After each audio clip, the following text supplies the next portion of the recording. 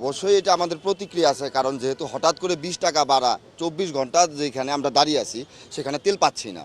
সরকারের সংসদে বলতেছে তেলের সংকট নেই। তাহলে আমার কথা হলো জনগণের নির্বাচিত সরকার, জনগণের নির্বাচিত প্রতিনিধি যারা আছে তারা একটু দয়া করে, যে এখন সকাল 9টা বাজে, তাদের বলেন যে এইভাবে সিরিয়াল ধরে আমাদের সাথে দাঁড়াইতে।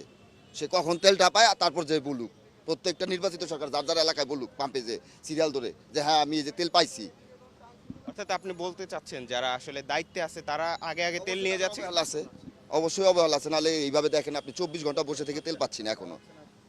24 ঘন্টা শেষ, আজকে সকাল 7টায় শেষ, কিন্তু এখনো তেল পাচ্ছি না। অন্তত জনপ্রতিনিধি, জনগণ নির্বাচিত ভোটের তারা না প্রতিনিধি, তারা যেন একটু দাঁড়ায় আমাদের সাথে, জনগণের কাতারে দাঁড়ায়, এতটুকুই। তারপর বিবেক বিবেচনা করে তারা সংসদে বলুক হ্যাঁ সংকট আছে না নাই, তার ভিতরে 20 টাকা বাড়াইছে, আপনি হিসাব করেন মাথা পিছু আয় কি বাড়ছে, ওটাও তো দেখতে হবে।